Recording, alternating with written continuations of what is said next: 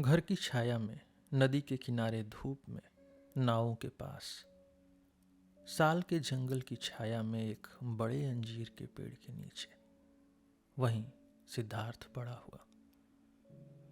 वह एक ब्राह्मण का सुंदर बेटा था, एक जवान बाज की तरह था, और उसके साथ था उसका मित्र गोविंद, और गोविंद भी ब्राह्मण का बेटा था। जब वह नदी के किनारे स्नान करता, पवित्र जल से शरीर धोता और यज्ञ करता, तब सूरज उसके हल्के कंधों को टैन देता, गहरा रंग देता। आम के बाग में जब वह खेलता, जब उसकी माँ गीत गाती, जब यज्ञ होता, जब उसके पिता एक विद्वान उसको सिखाते, जब ज्ञानी लोग बात करते, तब आम की पेड़ की छाया उसकी काली आंखों में समा जाती। काफी समय से सिद्धार्थ ज्ञानी लोगों की बातचीत में भाग ले रहा था। गोविंद के साथ तर्क का अभ्यास करता, गोविंद के साथ ध्यान और मनन का अभ्यास करता। वह पहले ही ओम का मौन उच्चारण करना सीख चुका था, जो अमर है, जो इस संसार से एक है। उसके पिता का मन अपने इस तेज बुद्धि बेटे को देखकर खुशी से भर जाता, जो ज्ञान का प्यासा था। उन्होंने देखा कि सिद्धार्थ एक महान ज्ञानी और पुरोहित बनने वाला है, ब्राह्मणों में एक श्रेष्ठ व्यक्ति। उसकी माँ का मन भी खुशी से भर जाता जब वह उसे चलता देखती, बैठता देखती और उठता देखती। सिद्धार्थ जो बलशाली था, सुंदर था और मजबूत टांगों पर चलता था और अपनी माँ को पूरा सम्मान देता था। जब भी सिद्धार्थ नगर की गलियों से गुजरता, उसका तेज चमकता मस्तक, उसका माथा, राजा जैसी आंखें, पतली कमर, तब ब्राह्मण की जवान बेटियों के दिल उसके प्रति प्रेम से भर जाते। लेकिन सबसे ज्यादा उसे गोविंद प्रेम करता था, उसका मित्र, एक ब्राह्मण का बेटा। वह सिद्धार्थ की आंखों और उसकी मधुर आवाज से प्रेम करता था, उसकी चाल से, उसके व्यवहार से। वह उसकी हर बात, हर क्रिया से प्रेम करता था। सबसे ज्यादा गोविंद सिद्धार्थ के मन, उसके तेज सोचने वाले विचार, उसके जुनून और उसके बड़े लक्ष्य से प्रेम करता था।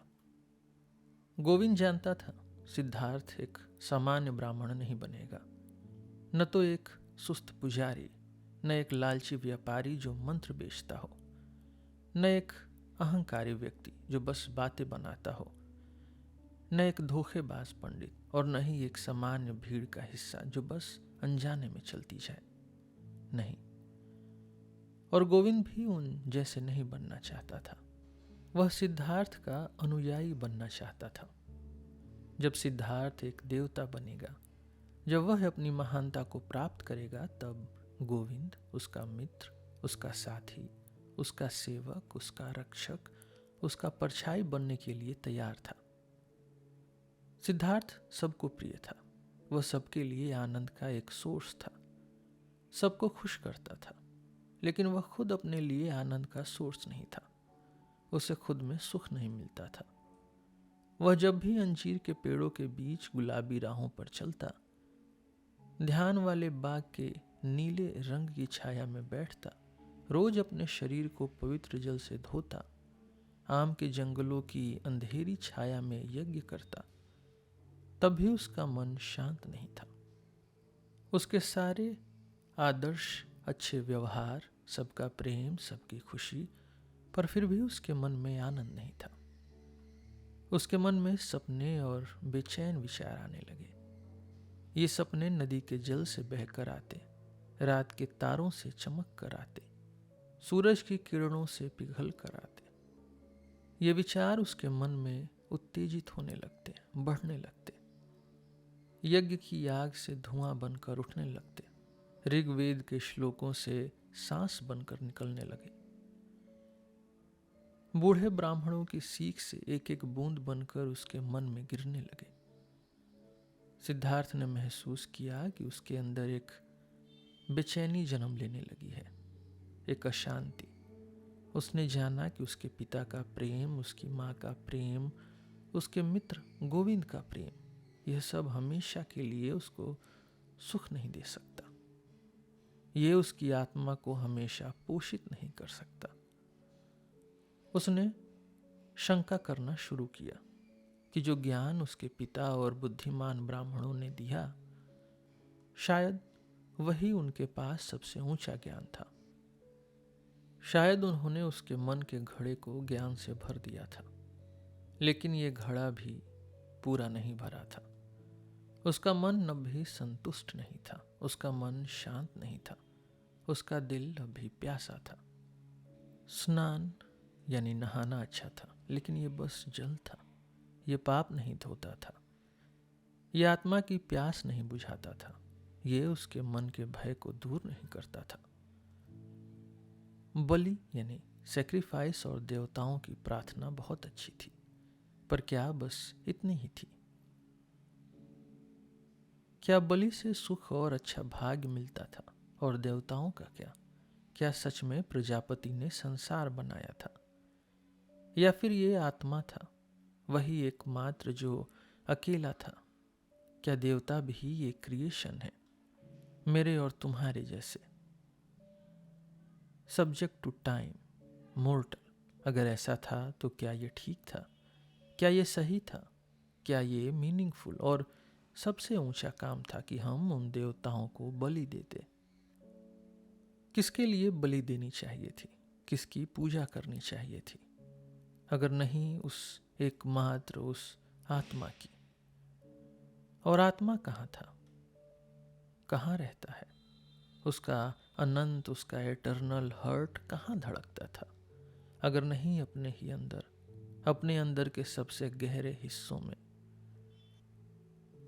अपनी इनडिस्ट्रक्टिबल आत्मा में, जो हर किसी के अंदर होती है। पर कहाँ थी ये आत्मा, ये अंतरात्मा, ये अंतिम सत्य? ये न तो फ्लैश था, न मांस, न बोन्स, न थॉट, न कॉन्शियसनेस। ऐसा ज्ञानी सीखते थे। तो फिर कहाँ था ये? क्या इस जगह तक पहुंचने का, इस आत्मा तक पहुंचने का कोई और रास्ता था जो खोजने लायक था? और कोई इस रास्ते को दिखाता नहीं था, कोई इसे जानता नहीं था। न पिता, न शिक्षक, न ज्ञानी, न पवित्र यज्ञ के गीत। ब्राह्मण और उनके पवित्र ग्रंथ, उनकी होली बुक्स सब कुछ जानते थे।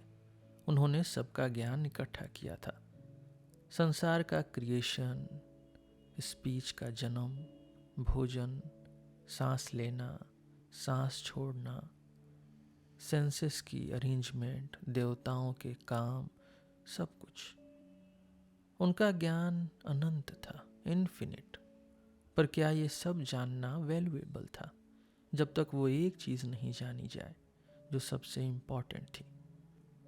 उपनिषद के अनेक श्लोक, अनेक वर्सेस, विशेष रूप से सामवेद के श्लोक इसी गहरे सत्य की बात करते थे, इसी डीपेस्ट ट्रुथ की। लिखा था तुम्हारी आत्मा ही पूरा संसार है। और लिखा था कि आदमी जब गहरी नींद में होता है, डीप स्लीप में, तब अपने अंदर के सबसे गहरे भाग, सबसे इनर मोस्ट पार्ट से मिलता है, आत्मा में विश्राम करता है। ये ज्ञान अद्भुत था, मार्वेलस। ज्ञानी लोगों के युगों के कलेक्टेड ज्ञान था, जैसे बीज द्वारा इकट्ठा किया गया शुद्ध शहद, प्योर हनी। नहीं, इसे इंफीरियर नहीं माना जा सकता था। यह ज्ञान अनमोल था, प्रेशियस, जो अनंत ब्राह्मणों ने संभाल कर रखा था। पर कहाँ थे वो ब्राह्मण? कहाँ थे वो पुरोहित? कहाँ थे वो ज्ञानी जो सिर्फ ये ज्ञान जानते ही नहीं थे, बल्कि इसे जीते भी थे? कहाँ था वो एक जो अपने आत्मा को नींद से वेकफुलनेस में ले आता, जीवन में ले आता, हर कदम में, हर शब्द और हर डीड में ले आता? सिद्धार्थ बहुत वेनरेबल ब्राह्मणों को जानता था, बहुत आदरणीय, विशेष रूप से अपने पिता को, एक पवित्र, एक प्योर व्यक्ति, एक विद्वान, एक स्कॉलर, सबसे रिस्पेक्टेड। उनका जीवन शुद्ध था, उनकी बातें ज्ञानी थी, उनके फोरहेड के पीछे सुंदर और नोबल विचार छुपे थे। पर क्या वो सच में आनंदित थे, सच में ब्लिसफुल थे?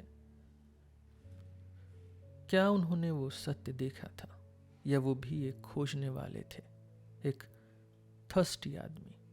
क्या वो भी बार बार पवित्र शास्त्रों, होली बुक से, यज्ञ, सेक्रीफाइसेस से, ब्राह्मणों की विचारधारा से अपनी प्यास बुझाने की कोशिश करते थे? अगर वो निर्दोष थे तो क्यों हर दिन उन्हें अपने पाप धोकर शुद्ध होने की जरूरत पड़ती थी? हर दिन नए सिरे से पवित्र होने का संघर्ष, स्ट्रगल। क्या आत्मा उनके अंदर नहीं थी? क्या वो एक अद्भुत स्रोत, एक सोर्स उनके हार्ट से नहीं फूटा था? ये सोर्स धुंधला था, ये खुद के अंदर खोजना था, इसे अपना बनाना था। बाकी सब कुछ बस एक खोज थी, एक भ्रम, एक भटकन। यही थे सिद्धार्थ के विचार, यही थी उनकी प्यास, यही था उनका दुख। अक्सर वो छंदोग्य उपनिषद का श्लोक अपने आप से बोलता है, निश्चय रूप से ब्राह्मण का नाम सत्य है, ट्रुथ। और जो इस ट्रुथ को जानता है, जो इस सत्य को जानता है, वो हर दिन स्वर्ग में प्रवेश करेगा। बहुत बार ऐसा लगता है जैसे स्वर्ग बिल्कुल पास है, पर वो कभी भी उस तक पूरी तरह नहीं पहुंच पाया। उसने कभी अपनी अंतिम प्यास नहीं बुझाई। जितने भी ज्ञानी और सबसे समझदार लोग थे जिनसे उसने सीखा था, उनमें कोई भी नहीं जानता था जो उस स्वर्ग तक पूरी तरह पहुंच चुका हो, जिसकी प्यास बुझ गई हो, जो इस अनंत ज्ञान में पूरी तरह डूब चुका हो। गोविंद, सिद्धार्थ ने अपने दोस्त से कहा, गोविंद मेरे प्रिय, आओ हम बरगद के पेड़ के नीचे चलें, ध्यान करें। दोनों बरगद के पेड़ के नीचे गए, बैठ गए। सिद्धार्थ यहाँ, गोविंद 20 कदम दूर। बैठते समय ओम की उच्चारण करने से पहले सिद्धार्थ ने धीरे से एक श्लोक दोहराया। ओम एक धनुष है, आत्मा एक तीर है, बो एंड एरो। ब्राह्मण उस तीर का लक्ष्य है जिसे निरंतर भिड़ना चाहिए। जैसे ही ध्यान का समय पूरा हुआ, गोविंद उठा। शाम हो चुकी थी, अब शाम की पूजा का समय था। उसने सिद्धार्थ को पुकारा, पर सिद्धार्थ ने कोई उत्तर नहीं दिया। सिद्धार्थ वहीं बैठा रहा, विचारों में खो गया। उसकी आंखें किसी बहुत दूर के लक्ष्य पर टिकी रहीं, बहुत दूर के टारगेट पर। उसकी जीभ हल्का सा दांतों के बीच निकली हुई थी, जैसे वो सांस भी नहीं ले रहा हो। ऐसे ही वो बैठा रहा, डीप मेडिटेशन में, ओम सोचता हुआ, अपनी आत्मा को ब्राह्मण की तरफ एक तीर की तरह भेजता हुआ। सामंस एक बार सिद्धार्थ के शहर से गुजर रहे थे। ये भिक्षुक सन्यासी थे जो तीर्थ यात्रा पर निकलते थे। 3 दुबले पतले, मुरझाए, सूख चुके हुए आदमी, न बिल्कुल बूढ़े न बिल्कुल जवान। उनके कंधे धूल और खून से लथपथ थे। वो लगभग नंगे थे, सूरज की गर्मी से जले हुए थे। अकेलापन उनके आसपास था। वे दुनिया के अजनबी और उसके दुश्मन लग रहे थे, जैसे मनुष्य के बीच भेड़िए घूम रहे हों। उनके पीछे एक गरम सुगंध चल रही थी, शांत उत्सव की, एक विनाशकारी तपस्या की और एक कठोर त्याग की। शाम को ध्यान के समय के बाद सिद्धार्थ ने गोविंद से कहा, सुबह जल्दी मेरे मित्र। सिद्धार्थ सामस के साथ जाएगा, वह सामन बनेगा। गोविंद का चेहरा पीला पड़ गया। जैसे ही उसने ये शब्द सुने, उसने सिद्धार्थ के स्थिर चेहरे में उसका पक्का इरादा पढ़ लिया, जैसे एक तीर, एक एरो जो धनुष से छूट चुका हो और अब रोकना मुमकिन न हो। एक नजर में ही उसको समझ में आ गया कि अब ये शुरू हो गया है। अब सिद्धार्थ अपना अलग रास्ता चुनने जा रहा है। अब उसकी किस्मत का बीज अंकुरित होने लगा है और साथ ही साथ उसकी अपनी किस्मत भी। गोविंद एक सूखे केले के छिलके की तरह फीका पड़ गया। ओ सिद्धार्थ, वह चिल्लाया, क्या तुम्हारे पिता तुम्हें इसकी अनुमति देंगे? सिद्धार्थ ने उसकी तरफ देखा, जैसे कि वह अभी जाग रहा हो। जैसे तीर की तेजी से उसने गोविंद की आत्मा में झांक कर उसका डर और उसका समर्पण पढ़ लिया। ओ गोविंद, उसने धीरे से कहा, शब्दों का व्यर्थ उपयोग मत करो। कल सुबह मैं सामन की जिंदगी जीना शुरू करूंगा। इस बात पर और कोई चर्चा नहीं होगी। सिद्धार्थ अपने पिता के कमरे में प्रवेश कर गया, जहां उसके पिता एक पतली चटाई पर बैठे थे, एक पतली मैट पर। वह उनके पीछे खड़ा हो गया और चुपचाप खड़ा रहा, जब तक उसके पिता को यह महसूस नहीं हुआ कि कोई उनके पीछे है। ब्राह्मण बोले, क्या तुम हो सिद्धार्थ? कहो, तुम किस उद्देश्य से आए हो? सिद्धार्थ ने कहा, आपकी अनुमति से पिताजी, मैं ये कहने आया हूं कि मुझे आपका घर छोड़ना है और कल सुबह सन्यासियों के साथ जाना है। मेरा मन सामन बनने की इच्छा करता है, आप मुझे रोकिए मत। ब्राह्मण चुप हो गए और इतनी देर तक चुप रहे कि खिड़की के छोटे से छेद से दिखने वाले तारे अपनी जगह बदल चुके थे। बेटा चुपचाप अपना हाथ बांधकर खड़ा रहा। पिता चुपचाप अपनी चटाई पर बैठकर सोचने लगे। तारे अपनी गति से आसमान में घूमने लगे। तब पिता ने कहा, एक ब्राह्मण के लिए कठोर और क्रोध भरे शब्द कहना उचित नहीं है, परंतु मेरे मन में क्रोध है। मैं नहीं चाहता कि ये मांग दोबारा सुनूं। धीरे से ब्राह्मण उठ खड़े हुए। सिद्धार्थ चुप रहे, अपने हाथ बांधकर।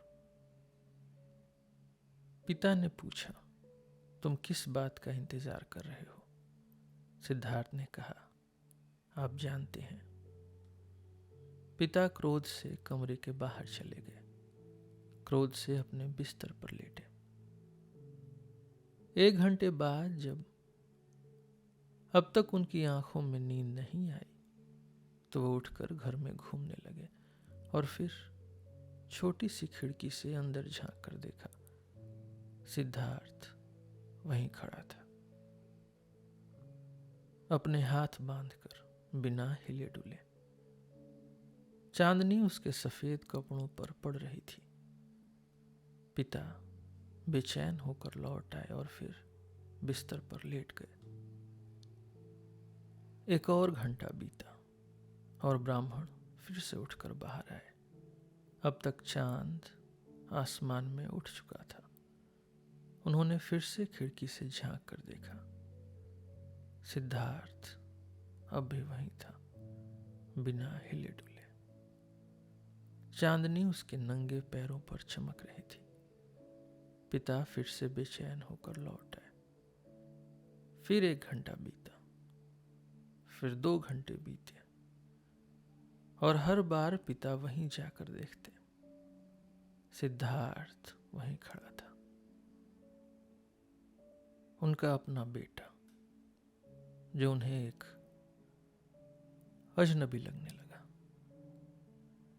सिद्धार्थ, उन्होंने कहा, तुम किस बात का इंतजार कर रहे हो? आप जानते हैं। क्या तुम ऐसे ही सुबह, दोपहर और शाम तक खड़े रहोगे? मैं खड़ा रहूंगा। तुम थक जाओगे सिद्धार्थ, मैं थक जाऊंगा। तुम सो जाओगे सिद्धार्थ, मैं नहीं सोऊंगा। तुम मर जाओगे सिद्धार्थ, मैं मर जाऊंगा।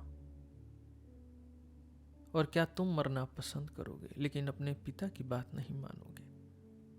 सिद्धार्थ ने हमेशा अपने पिता की बात मानी है। तो क्या तुम अपना ये विचार बदल दोगे? सिद्धार्थ वही करेगा जो उसके पिता कहेंगे।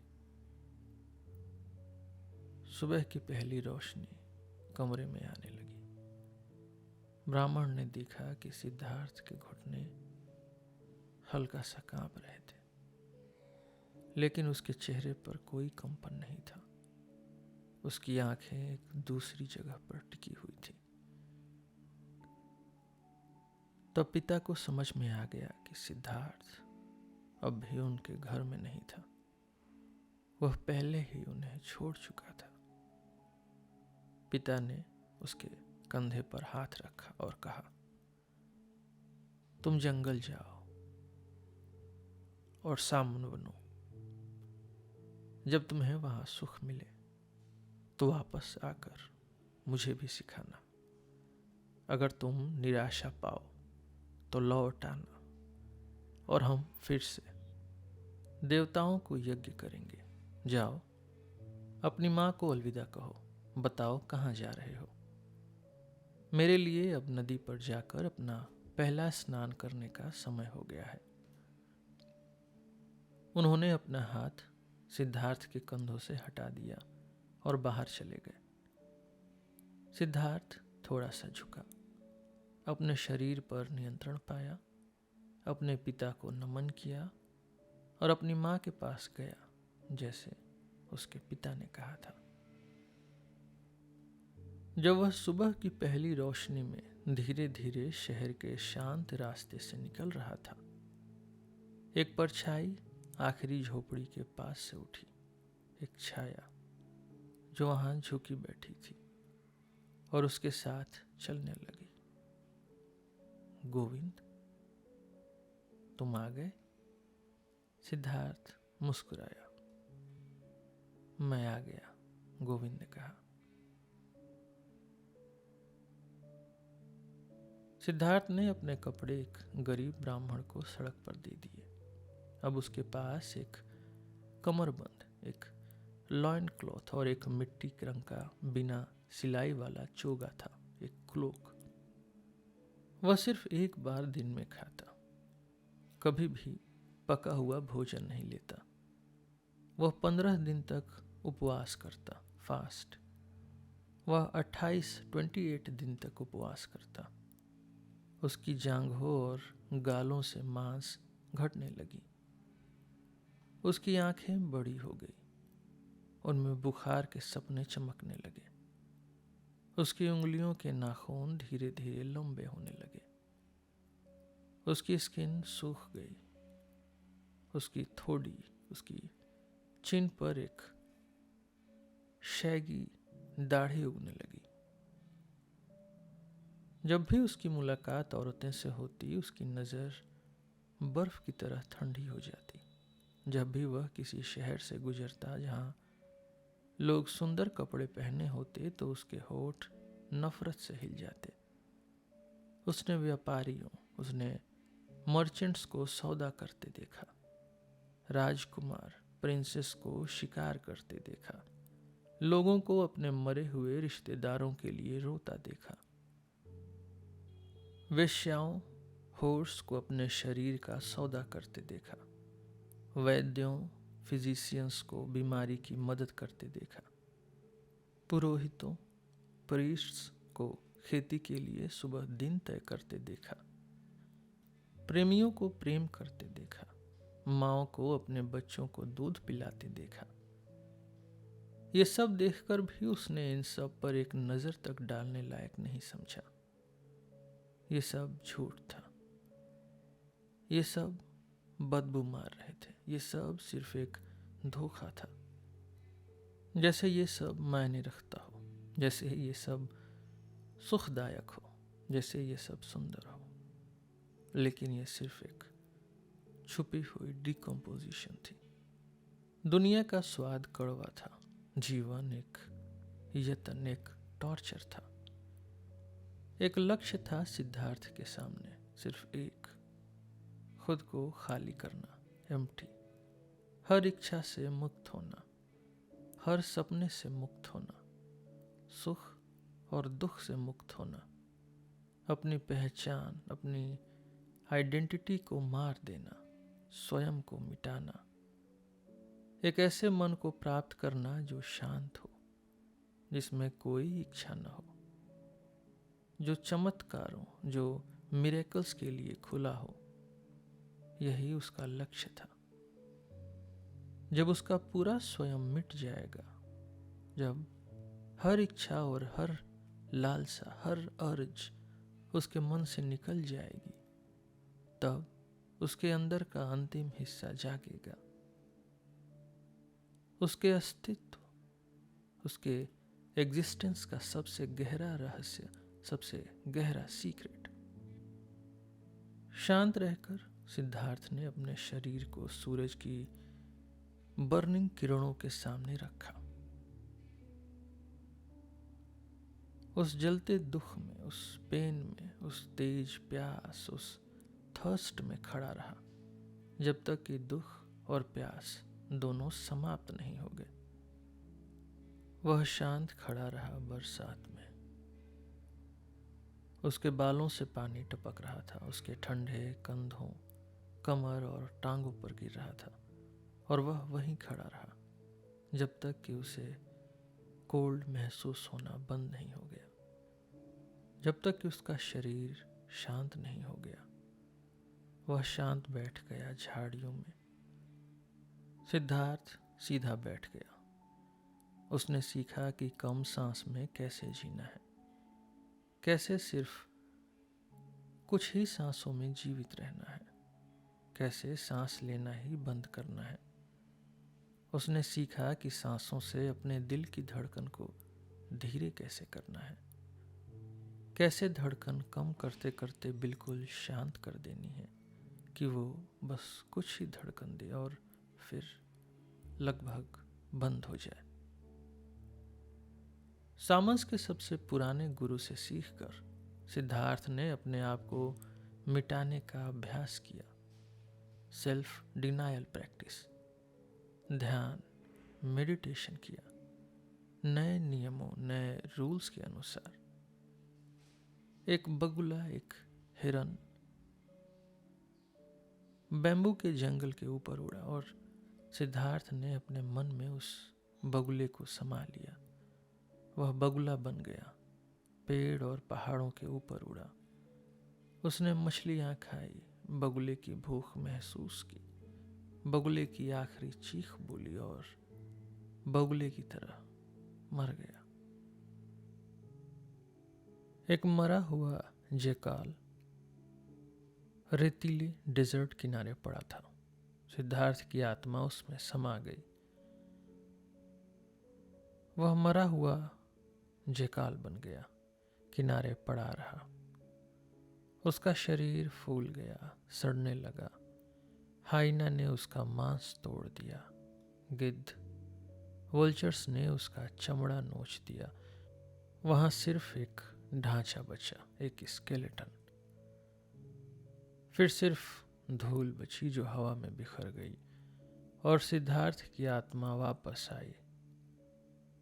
मरी हुई, सड़ गई थी, बिखर गई थी और फिर नए प्यास के साथ लौट आई, जैसे शिकार पर निकलने वाला एक शिकारी, एक हंटर जो साइकिल से बाहर निकलने की जगह ढूंढ रहा हो,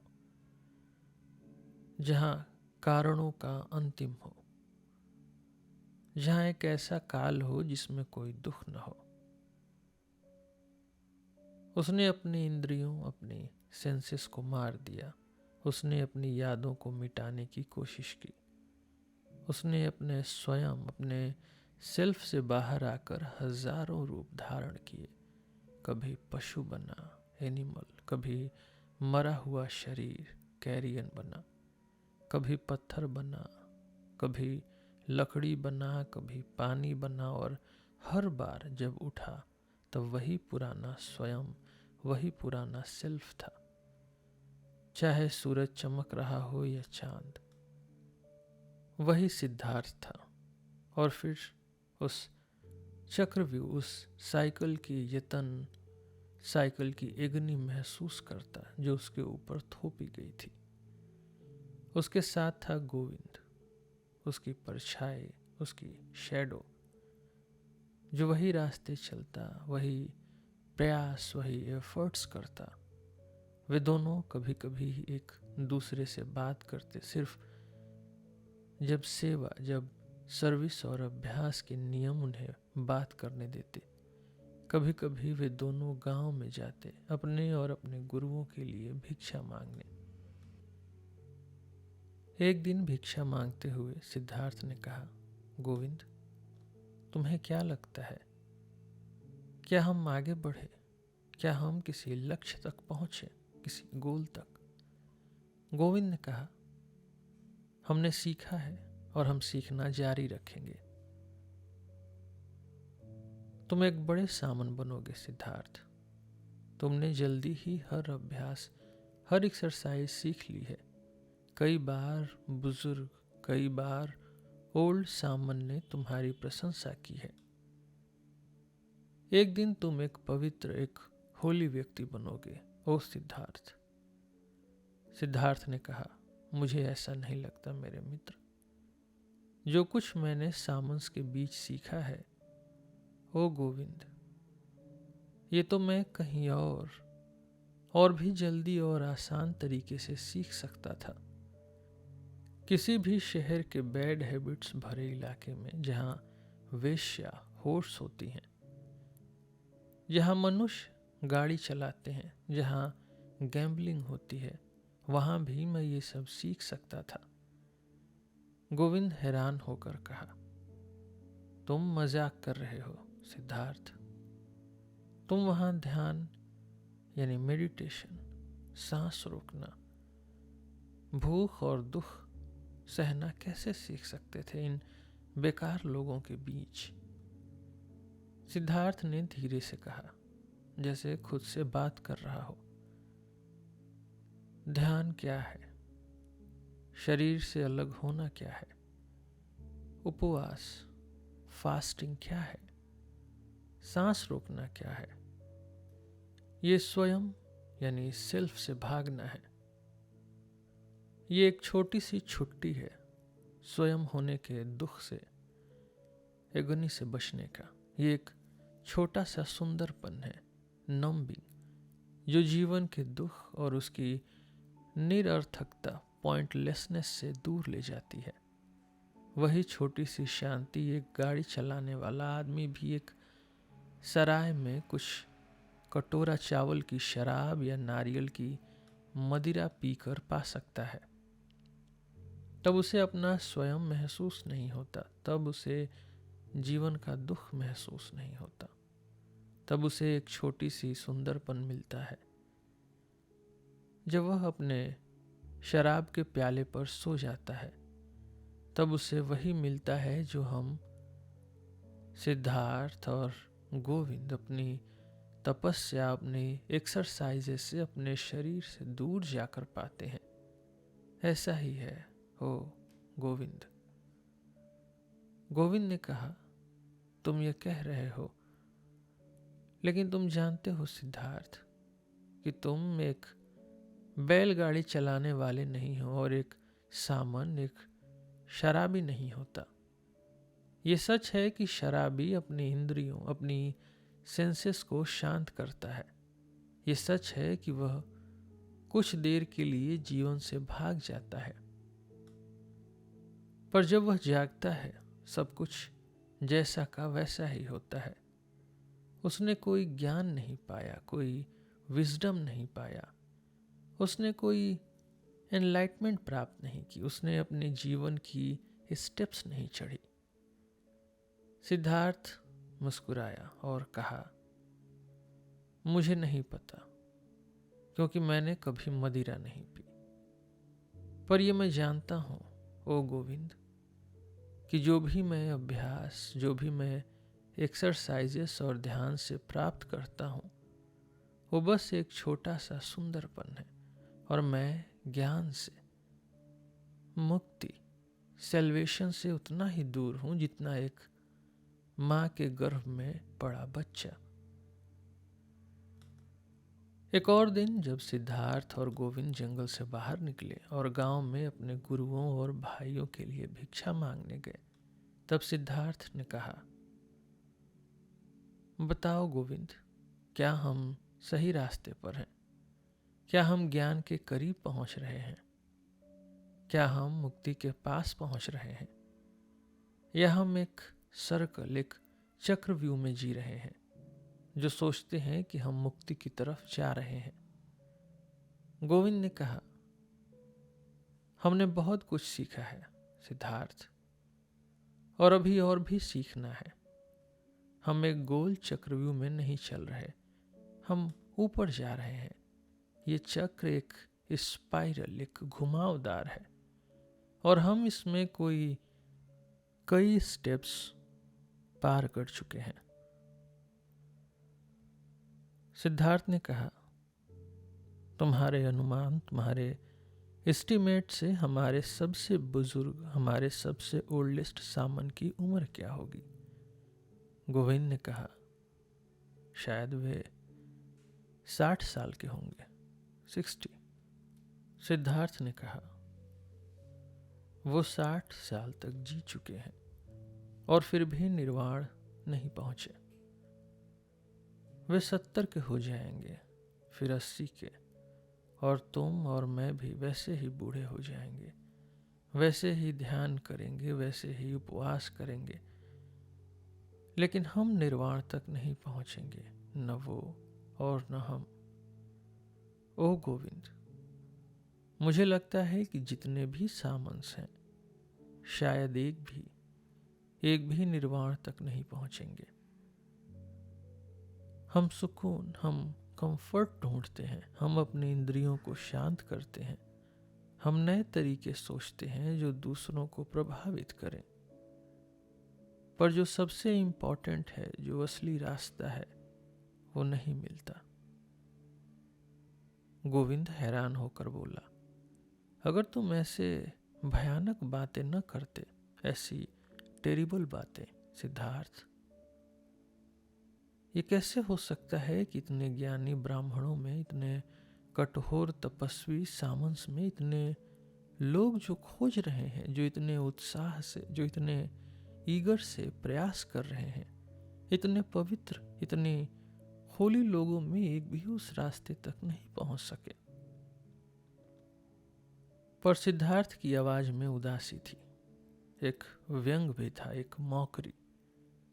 धीरे, थोड़ी उदासी भरी, थोड़ी मजाक उड़ाने वाली आवाज में उसने कहा, जल्द ही गोविंद, तुम्हारा दोस्त सामन का रास्ता छोड़ देगा।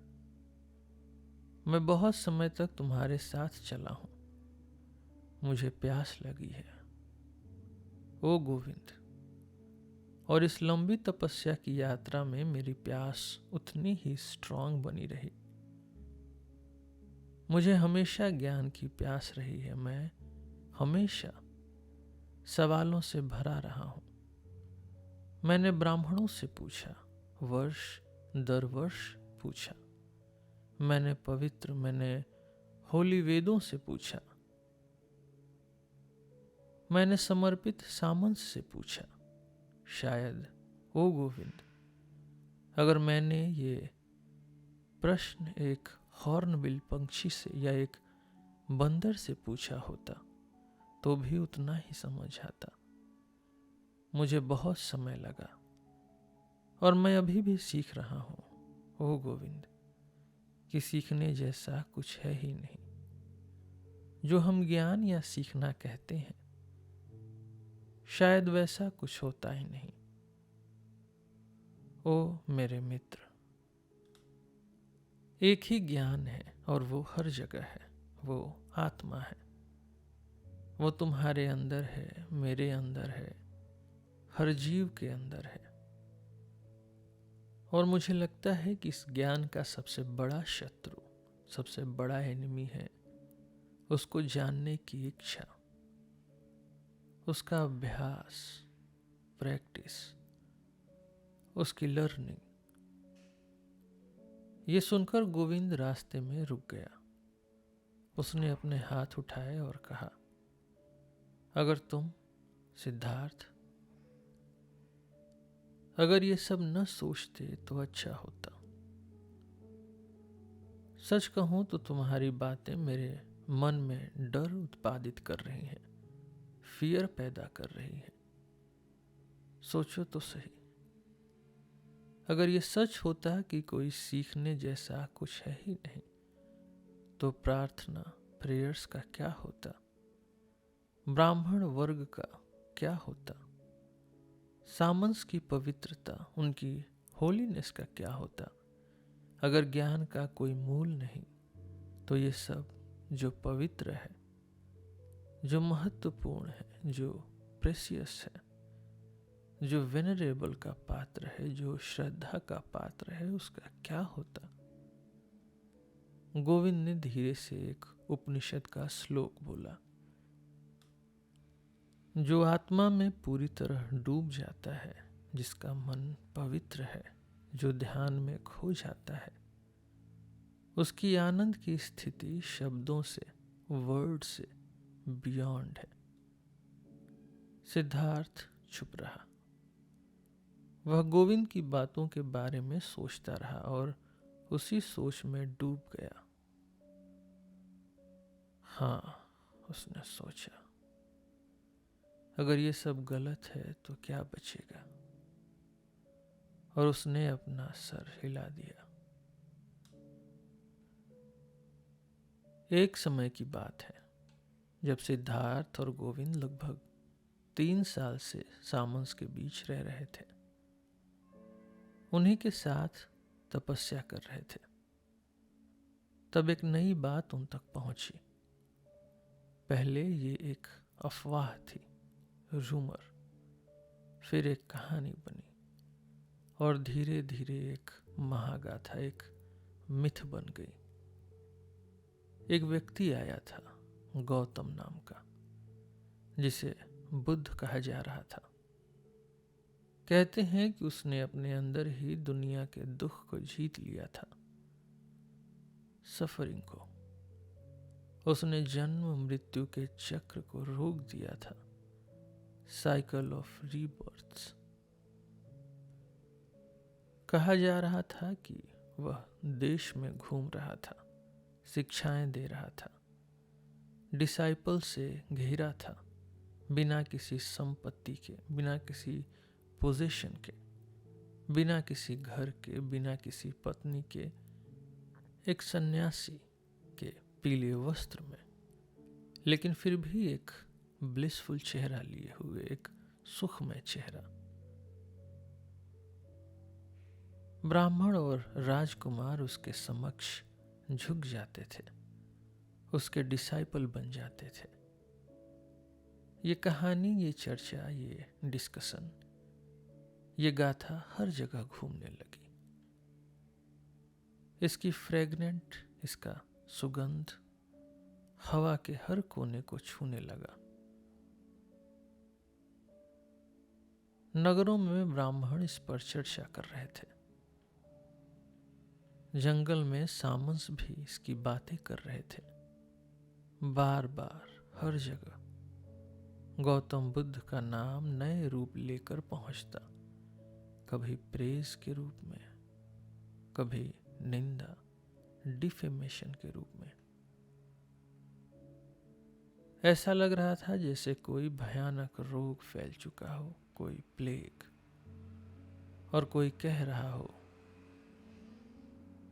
कि एक व्यक्ति है जो इसे ठीक कर सकता है। लोग मानते, लोग डाउट करते, लेकिन बहुत सारे लोग तुरंत उस व्यक्ति की खोज में, उस पर्सन की सर्च में निकल पड़ते। इसी तरह गौतम बुद्ध की ये कहानी भी देश में घूम रही थी। एक मधुर, एक स्वीट कहानी, एक सुगंधित मिथ, एक मैसेज, एक संदेश जो लोगों में आशा जगाता था, होप। बुद्ध के अनुयायी, बुद्ध के बिलीवर्स कह रहे थे कि वह परम ज्ञान को प्राप्त कर चुके हैं, हाईएस्ट एनलाइटनमेंट। उन्होंने अपनी पुरानी जिंदगियों को याद किया है, उन्होंने निर्वाण प्राप्त किया है, और वह फिर कभी जन्म मृत्यु के चक्र में नहीं फंसे।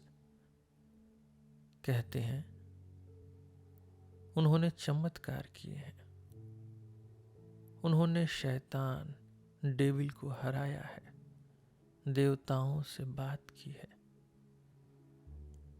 लेकिन उनके विरोधी, एनिमीज और डिसबिलीवर्स कह रहे थे कि ये गौतम बस एक चालाक, भटकाने वाला व्यक्ति है। वह अपनी जिंदगी ऐश में बिता रहा है, लग्जरी में, यज्ञ का अपमान करता है। उसके पास कोई ज्ञान नहीं है, ना ही तपस्या और संयम का ज्ञान। लेकिन बुद्ध की कहानी में एक मीठा स्वर, एक स्वीट साउंड था, एक जादू की सुगंध थी। दुनिया दुख में थी, जीवन बोझ, बर्डन लग रहा था, और तब एक नया प्रकाश, एक नई चमक उठी, एक संदेश, एक बुलावा, एक कॉल जो शांति, पीस और उन्नति, नोबल प्रॉमिसेस से भरा था।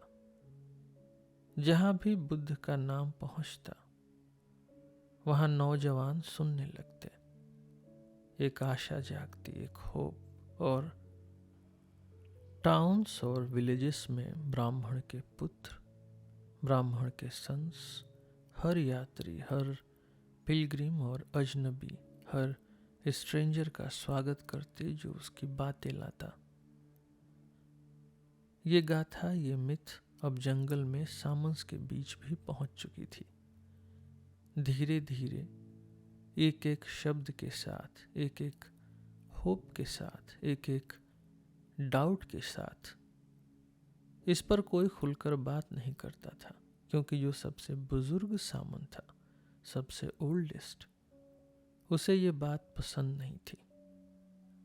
उसने सुना था कि गौतम पहले एक सन्यासी था जो जंगल में रहता था, लेकिन फिर उसने तपस्या छोड़ दी और सांसारिक सुख में लौट गया।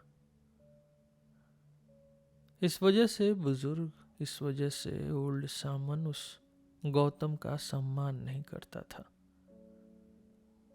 एक दिन गोविंद ने सिद्धार्थ से कहा, ओ सिद्धार्थ, आज मैं गांव गया था और एक ब्राह्मण ने मुझे अपने घर बुलाया। वहां मगध के एक ब्राह्मण का बेटा था जिसने अपनी आंखों से बुद्ध को देखा है, उसकी बातें सुनी हैं। ये सुनकर मेरा दिल भर आया, मेरी सांसें तेज हो गई। मैंने सोचा, काश मुझे भी ये अवसर मिलता, ये चांस मिलता। काश हम दोनों, सिद्धार्थ और मैं, उस समय को देख पाते जब हम बुद्ध के मुख से उनके उपदेश सुनते, उनकी टीचिंग्स। बताओ मित्र, क्या हम भी वहां नहीं जाना चाहेंगे? क्या हम भी बुद्ध के मुख से उनकी टीचिंग्स नहीं सुनना चाहेंगे? सिद्धार्थ ने कहा, हमेशा ओ गोविंद। मैंने ये सोचा था कि गोविंद हमेशा सामंस के साथ रहेगा। हमेशा मुझे ये विश्वास था कि उसका लक्ष्य, उसका गोल ये था कि 60-70 साल तक तपस्या करे और वही एक्सरसाइजेस करता रहे जो एक सामन को शोभा देते हैं। लेकिन देखो, मैं गोविंद को अच्छी तरह जान नहीं पाया। उसके मन को समझना बाकी था। अब तुम, मेरे सच्चे मित्र, एक नया रास्ता लेना चाहते हो। वहां जाना चाहते हो जहां बुद्ध अपनी शिक्षा दे रहे हैं। गोविंद ने कहा, तुम मेरा मजाक उड़ा रहे हो। मजाक उड़ा लो अगर चाहो सिद्धार्थ, पर क्या तुमने भी इस डिजायर को नहीं महसूस किया, इस शिक्षा को? क्या तुमने कभी नहीं कहा था कि तुम सामंस के पाथ पर बहुत देर तक नहीं चलने वाले? सिद्धार्थ हंस पड़ा। उसकी हंसने की शैली वैसे ही थी, थोड़ी उदासी, थोड़ी सैडनेस और थोड़ा व्यंग, थोड़ी मौकरी। सिद्धार्थ ने कहा, हाँ गोविंद, तुमने सही कहा। तुमने मुझे ठीक याद किया। लेकिन काश तुमने एक और बात भी याद की होती जो मैंने तुमसे कही थी, कि मुझे अब टीचिंग्स और ज्ञान में विश्वास नहीं रहा। मुझे शब्द, मुझे वर्ड्स और टीचिंग्स में ज़्यादा आस्था नहीं है, ज़्यादा फेथ नहीं है। पर चलो गोविंद, मैं तैयार हूं सुनने के लिए। लेकिन मेरे मन में ये विश्वास है कि जो सबसे बड़ी शिक्षा है, जो सबसे बड़ी टीचिंग है, हम उसे पहले ही पा चुके हैं। गोविंद ने कहा, तुम्हारी ये बात सुनकर मेरा मन खुश हो गया। लेकिन बताओ, ये कैसे संभव है? ये कैसे पॉसिबल है? कैसे गौतम की टीचिंग्स, जो हमने अब तक सुनी भी नहीं, अपना सबसे बड़ा फल, सबसे बड़ा फ्रूट हमें दे चुकी है? सिद्धार्थ ने कहा, आओ हम इस फल को स्वीकार करें गोविंद, और बाकी का वेट करें। पर असली फ्रूट जो हमने अभी प्राप्त किया, जो अभी हमने पाया, वो ये है कि गौतम ने हमें सामन से दूर जाने का बुलावा दिया है। क्या उनके पास इससे भी बेहतर, इनसे भी बेटर कुछ है? ये हम काम हार्ट्स, शांत दिल से देखने के लिए तैयार हैं। उसी दिन सिद्धार्थ ने सबसे बुजुर्ग, सबसे ओल्डेस्ट सामन को अपना डिसीजन बता दिया कि वह उन्हें छोड़कर जाने वाला है। उसने पूरा सम्मान, पूरे रिस्पेक्ट और मॉडेस्टी दिखाई, जैसे एक छोटा शिष्य, एक स्टूडेंट अपने गुरु से बात करता है। लेकिन बुजुर्ग सामन, ओल्ड सामन, गुस्सा हो गया, एंग्री, क्योंकि ये दो नौजवान उसे छोड़कर जा रहे थे। वह जोर से बोलने लगा, कठोर शब्दों का उपयोग करने लगा और बुरा भला कहने लगा। गोविंद घबरा गया, उसे शर्म महसूस हुई। लेकिन सिद्धार्थ उसके पास झुककर धीरे से बोला, अब मैं इस बूढ़े आदमी को दिखाना चाहता हूं कि मैंने उससे क्या सीखा है। फिर सिद्धार्थ उस ओल्ड सामन के बिल्कुल सामने खड़ा हो गया, उस बुजुर्ग सामन के। अपनी पूरी आत्मा, अपने सोल को कंसंट्रेटेड कर दिया। उसकी दृष्टि, उसकी ग्लेंस को अपनी दृष्टि से पकड़ लिया। उसने उसकी शक्ति छीन ली, उसकी पावर छीन ली, उसे निशब्द, उसे म्यूट कर दिया और उसके मन की इच्छा, उसके मन की फ्री विल को ख़त्म कर दी और उसे अपनी इच्छा के नीचे झुकने पर मजबूर कर दिया। बूढ़ा सामन एकदम चुप हो गया।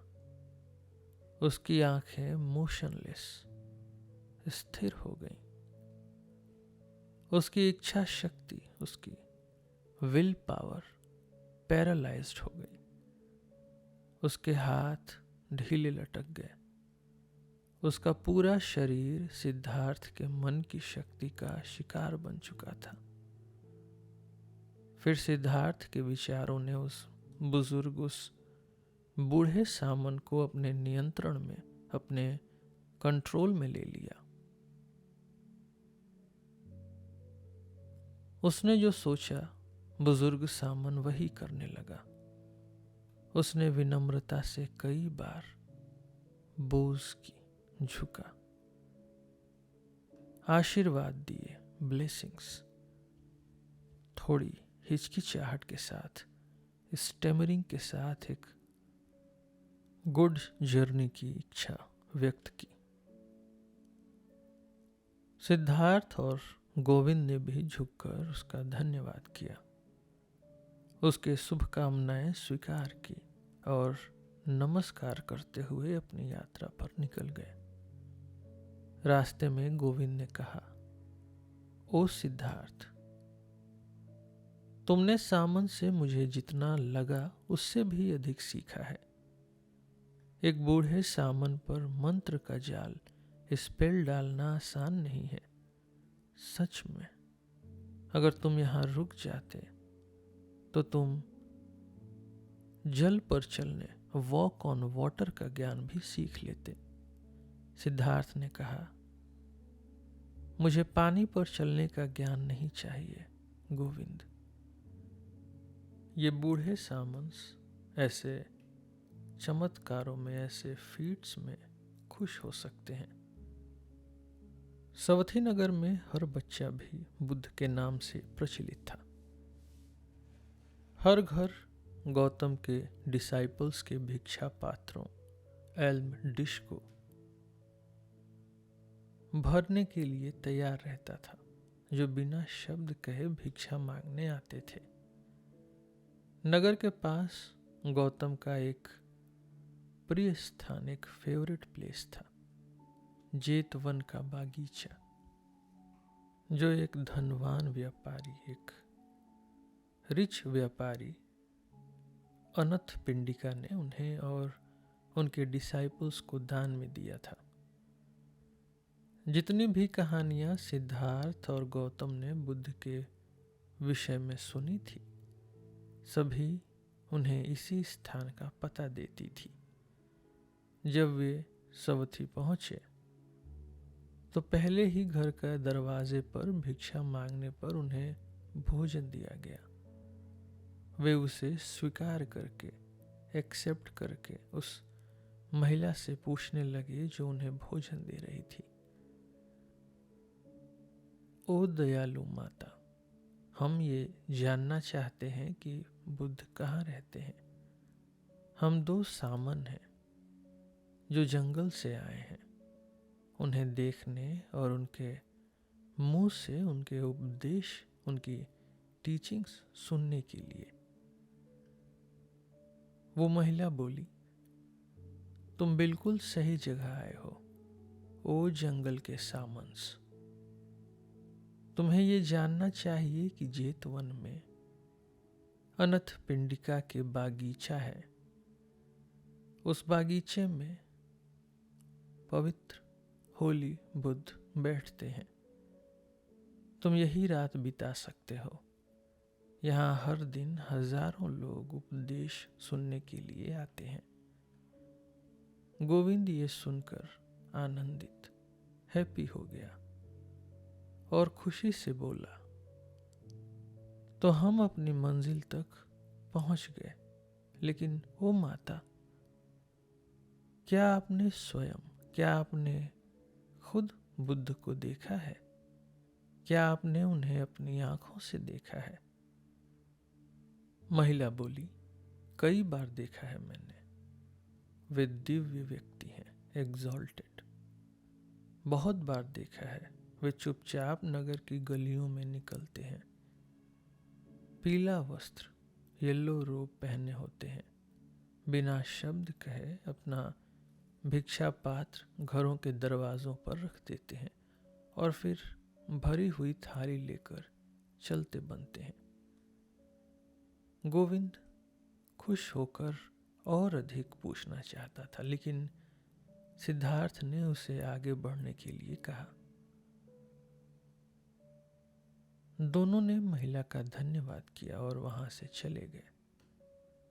उन्हें कोई रास्ते का पता पूछने की जरूरत नहीं पड़ी, क्योंकि कई यात्री और गौतम के भिक्षुक भी जेतवन की ओर जा रहे थे।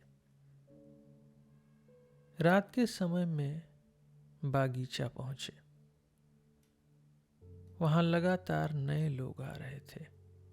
शोर हो रहा था। ये सभी लोग शेल्टर मांग रहे थे और पा रहे थे।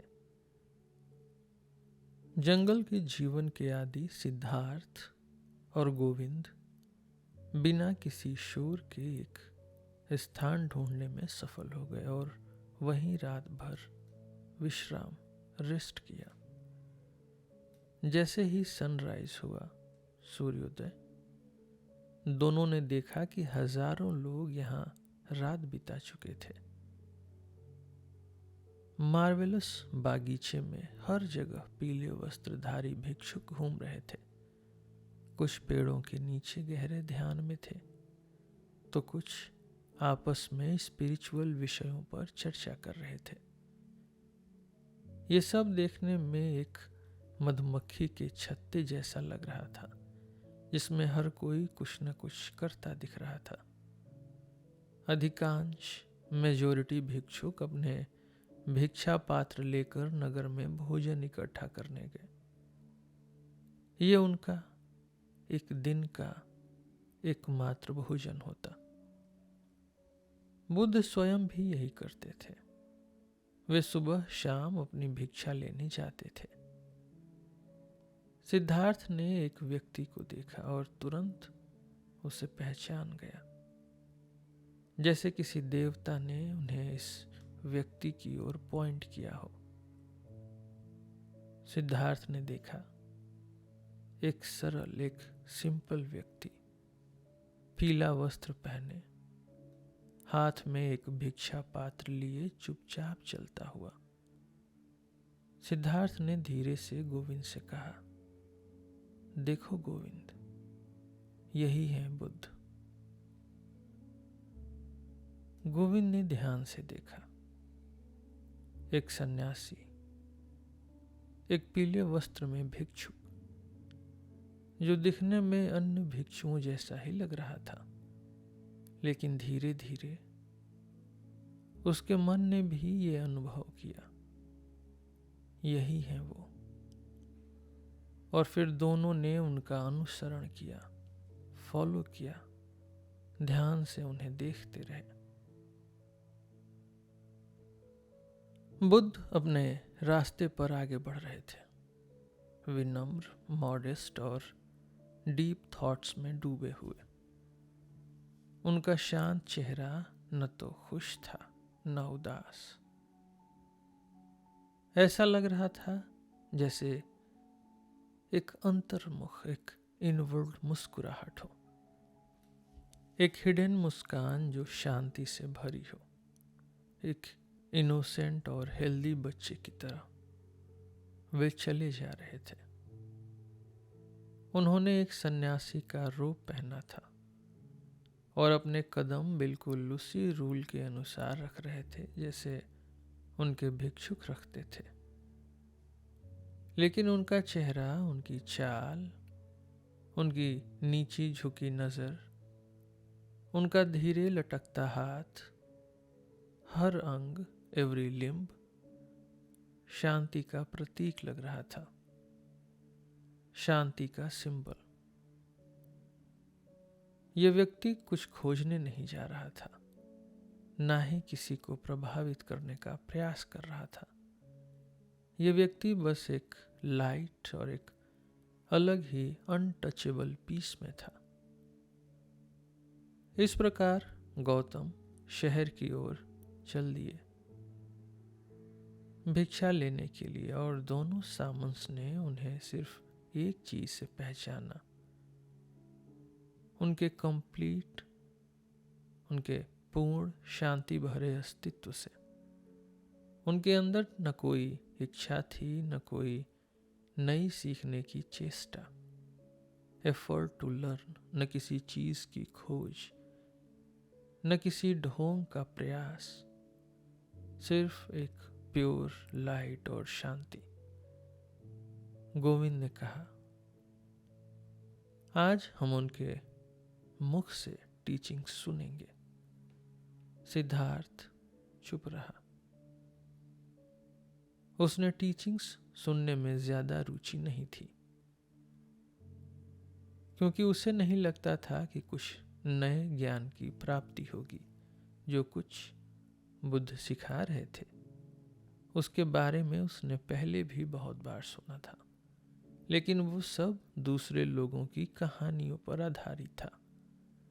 लेकिन फिर भी उसने ध्यान से गौतम का चेहरा देखा, उनके कंधे, उनके कदम, उनका धीरे धीरे लटकता हाथ, और उसे लगा जैसे उनके हाथ की हर उंगली तक ये टीचिंग्स की डिफिनीशन थी। उनमें सत्य, उनमें ट्रुथ चमक रहा था, एक मीठी सुगंध थी, एक फ्रेगनेंस। ये व्यक्ति, ये बुद्ध बिल्कुल सच्चे थे, ट्रुथफुल। एक एक इशारा, एक एक जेस्चर तक पवित्र था, होली। सिद्धार्थ ने कभी किसी व्यक्ति का इतना आदर, इतना रिस्पेक्ट नहीं किया था। कभी किसी से इतना प्रेम नहीं किया था जितना कि इस व्यक्ति से। दोनों ने बुद्ध का अनुसरण किया, फॉलो किया, जब तक वे शहर में प्रवेश नहीं कर गए, और फिर शांतिपूर्वक साइलेंटली वापस लौट आए। आज वे खुद भी उपवास कर रहे थे, फास्ट। जब उन्होंने बुद्ध को वापस आते देखा तो देखा कि जो भोजन उन्होंने लिया था वह एक चिड़िया की भूख मिटाने के लिए भी काफी नहीं था। फिर बुद्ध आम के पेड़ों की छाया में विश्राम करने चले गए। जब शाम ढल गई, गर्मी थोड़ी कम हो गई, तब लोग कैंप में इकट्ठा होने लगे। तभी बुद्ध ने शिक्षा देना शुरू किया। दोनों ने उनकी आवाज सुनी, जो एकदम पूर्ण थी, एकदम परफेक्ट, एकदम शांत, एकदम प्योर, एकदम शांति से भरी हुई। गौतम ने दुख, सफरिंग, दुख के कारण, ओरिजिन ऑफ सफरिंग, और दुख से मुक्ति, रिलीव सफरिंग का मार्ग बताया। उनकी आवाज नरम, सॉफ्ट थी, लेकिन शक्तिशाली, फर्म।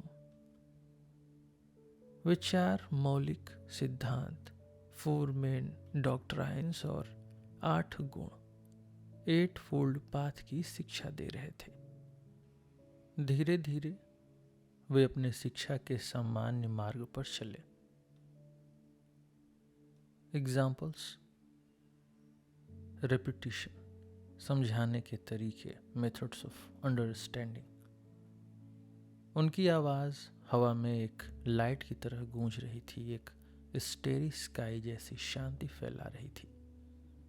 रात हो चुकी थी और जब बुद्ध का उपदेश खत्म हुआ तब कई यात्री आगे बढ़े।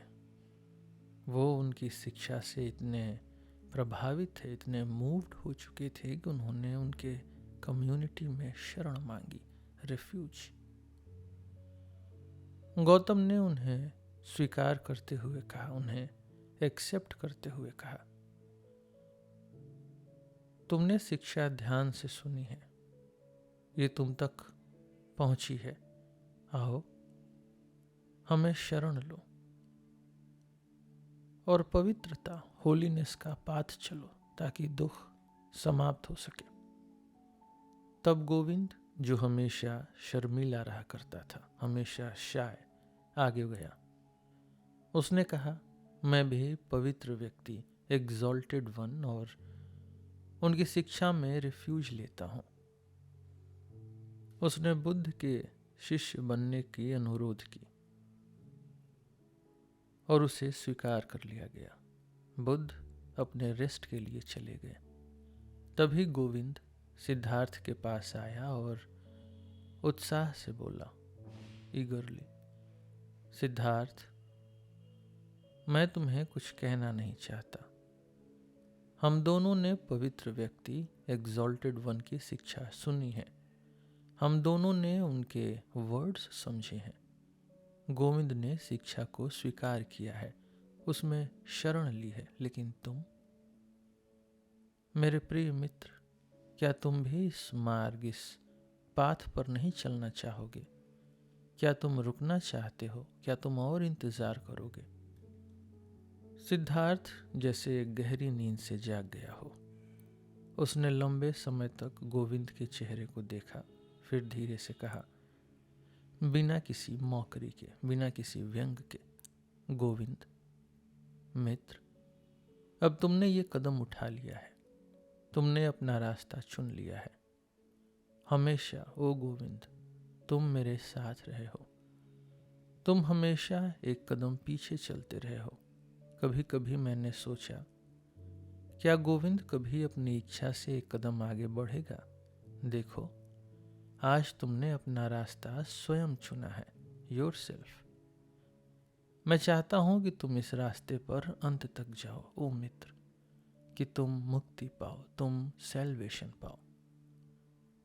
गोविंद अब भी समझ नहीं पा रहा था।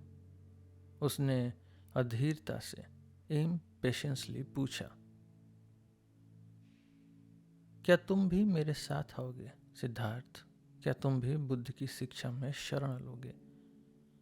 सिद्धार्थ ने अपना हाथ गोविंद के कंधे पर रखा और कहा, गोविंद, तुमने मेरी शुभकामना, गुड विश नहीं सुनी। मैं फिर से कहूँगा, मैं चाहता हूँ कि तुम इस रास्ते पर आगे बढ़ो और मुक्ति तक, सैल्वेशन तक पहुँच जाओ। इस पल में गोविंद समझ गया कि उसका मित्र उसे छोड़ चुका है। उसकी आंखों में आंसू आ गए। सिद्धार्थ, उसने व्यथा, लेमेंट भरी आवाज में कहा। सिद्धार्थ ने उससे प्यार भरी आवाज में कहा, गोविंद, याद रखना, तुम अब बुद्ध के समान हो। तुमने अपना घर, अपने माता पिता, पेरेंट्स, अपनी पहचान, अपनी आइडेंटिटी, अपनी संपत्ति, पोजेशंस, अपनी स्वतंत्रता, फ्री विल, अपनी दोस्ती, फ्रेंडशिप, सब कुछ त्याग दिया है। यही शिक्षा का नियम है, यही रूल है। यही पवित्र व्यक्ति, यही एग्जॉल्टेड वन चाहता है। यही तुमने स्वयं, यही तुमने योरसेल्फ चाहा था। कल, ओ गोविंद, मैं तुम्हें छोड़कर चला जाऊंगा। बुद्ध की आंखें शांत धरती की ओर देख रही थी। उनका रहस्य चेहरा इनस्क्रूटेबल, एक संतुलित, एक परफेक्ट इक्वेनिमिटी मुस्कुराहट से भरा था। बुद्ध ने धीरे से कहा, मैं चाहता हूं कि तुम्हारे विचार गलत न हो, कि तुम अपने लक्ष्य तक पहुंचो। लेकिन मुझे बताओ, क्या तुमने मेरे अनेक सामन भिक्षुकों को देखा है जो मेरे उपदेश, मेरी टीचिंग्स में शरण ले चुके हैं? और क्या तुम मानते हो, ओ अजनबी, ओ स्ट्रेंजर, ओ सामन, कि उन सब के लिए ये बेहतर होता अगर वे शिक्षा को त्याग कर, शिक्षा को अबेंडन कर देते और फिर से संसारिक जीवन, वर्ल्डली लाइफ और इच्छाओं, डिजायर्स में लौट जाते। सिद्धार्थ ने कहा, मेरे मन में ऐसा कोई विचार नहीं आया। मैं चाहता हूं कि वे सब यहीं रहें, वो अपने लक्ष्य तक पहुंचे। मेरा अधिकार नहीं है कि किसी दूसरे व्यक्ति के जीवन का निर्णय करने का। मुझे सिर्फ अपने लिए निर्णय लेना है, अपने लिए जजमेंट, अपनी राह चुननी है, अपने लिए तय करना है। सामंस का लक्ष्य है स्वयं से मुक्ति पाना, सेल्फ से मुक्ति। ओ पवित्र व्यक्ति, एग्जॉल्टेड वन, अगर मैं बस आपका एक डिसाइपल होता, एक शिष्य, तो मुझे ये भय, मुझे ये फियर होता कि सिर्फ दिखावा होगा, सिर्फ एक भ्रम होगा कि मैंने अपने स्वयं को जीत लिया है। पर असल में मेरा स्वयं अभी जिंदा होता, बढ़ते रहता, क्योंकि तब मैंने अपने स्वयं को बस आपकी शिक्षा से बदल दिया होता, आपके अनुसरण, आपके फॉलोइंग में, आपके प्रति अपनी भक्ति, डिवोशन में और भिक्षुक समुदाय, कम्युनिटी ऑफ मोंक्स के साथ अपनी समझदारी में। बुद्ध ने एक हल्की मुस्कुराहट के साथ एक अति निर्मल, अनवेवरिंग ओपननेस दृष्टि, ग्लेंस और एक दयालु, एक काइंड भाव से सिद्धार्थ की ओर देखा। फिर एक अलग ही शैली, एक हार्डली नोटिसेबल जेस्चर में उन्होंने उसे विदाई दी। बुद्ध बोले, तुम ज्ञानी हो ओ सामन, तुम जानते हो कि बुद्धि, तुम जानते हो कि विजडम से कैसे बात करनी है मित्र। पर ध्यान रखना, बहुत ज्यादा ज्ञान, बहुत ज्यादा विजडम से बचना। फिर बुद्ध मुड़ गए और उनकी मुस्कुराहट और दृष्टि हमेशा के लिए सिद्धार्थ के मन में बस गई। सिद्धार्थ ने सोचा, मैंने कभी किसी व्यक्ति को इस तरह देखते हुए, इस तरह मुस्कुराते हुए, इस तरह बैठते या चलते हुए नहीं देखा। सच में मैं भी चाहता हूं कि मैं भी ऐसे ही देख सकूं, ऐसे ही मुस्कुरा सकूं, ऐसे ही बैठ सकूं, ऐसे ही चल सकूं। इतना मुक्त, इतना फ्री, इतना पवित्र, इतना वेनरेबल, इतना गुप्त, इतना कंसील्ड, इतना स्पष्ट, इतना ओपन, इतना शिशु, चाइल्ड लाइक, इतना मिस्टीरियस। सिर्फ एक व्यक्ति जो अपने अंदर की गहराई, अपने अंदर की इनर मोस्ट सेल्फ तक पहुंच चुका हो, वही इस तरह चल सकता है, इस तरह देख सकता है। तो मैं भी अपने स्वयं, मैं भी अपने सेल्फ के अंदर जाने का रास्ता खोजूंगा। मैंने एक मनुष्य देखा, सिद्धार्थ ने सोचा, एक ऐसा व्यक्ति जिसके समक्ष मुझे अपनी नजर झुकानी पड़ी। मैं किसी और के समक्ष अपनी दृष्टि, अपनी ग्लेंस नहीं झुकाना चाहता, किसी और के समक्ष नहीं। अब कोई टीचिंग्स मुझे आकर्षित, एंटाइस नहीं करेगी, क्योंकि यदि इस व्यक्ति की शिक्षा मुझे आकर्षित नहीं कर सकी तो कोई और भी नहीं कर सकती। बुद्ध ने मुझसे कुछ छीन लिया है, सिद्धार्थ ने सोचा, पर उन्होंने मुझे और भी अधिक दिया है। उन्होंने मुझसे मेरा मित्र छीन लिया, गोविंद, जो कभी मुझ में विश्वास करता था, मुझ में बिलीव करता था, अब उनमें विश्वास करता है, अब उनमें बिलीव करता है। जो कभी मेरी परछाई था, मेरी शैडो, अब गौतम की परछाई बन गया है।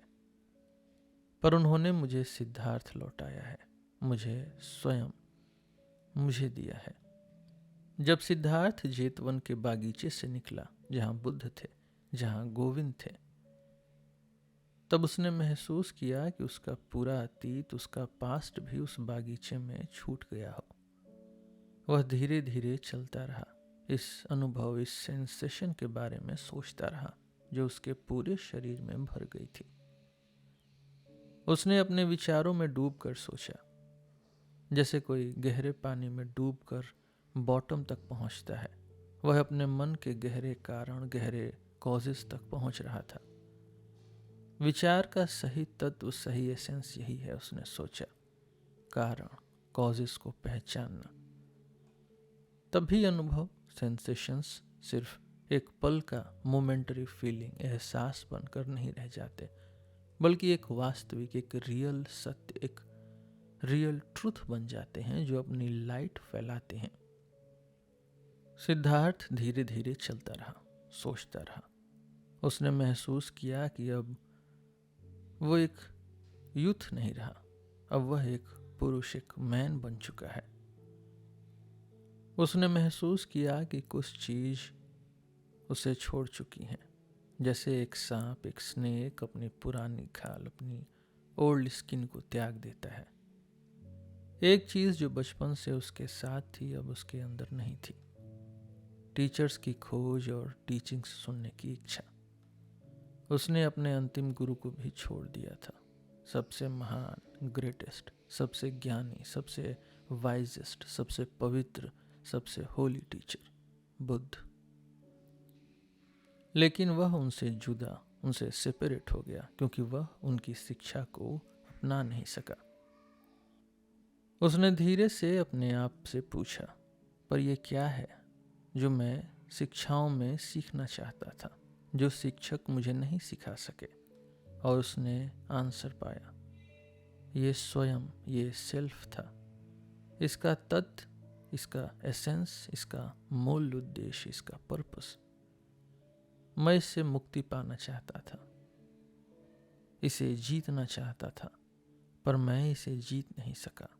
सिर्फ धोखा दे सका, सिर्फ डिसेप्शन, सिर्फ उससे भाग सकता था, सिर्फ उससे छुप सकता था। असल में इस संसार में एक भी चीज़ नहीं जो मेरे मन में इतनी गहरी बसी हो जितना मेरा स्वयं, जितना मेरा सेल्फ। मेरी जिंदगी का सबसे बड़ा रहस्य, सबसे बड़ा मिस्ट्री तो मैं खुद हूँ। मैं एक व्यक्ति हूँ, अलग हूँ, सभी से जुदा हूँ, आइसोलेटेड। मैं सिद्धार्थ हूँ, और यही एक चीज़ है जिसे मैं सबसे कम समझता हूँ। चलते चलते, विचारों में डूबते डूबते सिद्धार्थ अचानक रुक गया। एक नया विचार, एक नया थॉट उसके मन में आया। मुझे अपने स्वयं, अपने सेल्फ के बारे में कुछ नहीं पता। सिद्धार्थ मेरे लिए अजनबी बना रहा, मुझे खुद को जानना नहीं आया। और इसका एक ही कारण है, एक ही कॉज है। मैं अपने स्वयं से भाग रहा था, अपने सेल्फ से। मैं आत्मा को ढूंढ रहा था, मैं ब्राह्मण, यूनिवर्सल सोल को खोज रहा था। मैं अपने स्वयं को तोड़कर उसके तत्वों, उसके लेयर्स को पहचानने की कोशिश कर रहा था, ताकि मैं उसके अंदर छिपे अंतिम सत्य, अल्टीमेट ट्रुथ तक पहुंच सकूं। लेकिन इस खोज में मैंने स्वयं को खो दिया। सिद्धार्थ ने अपनी आंखें खोली और आसपास देखा।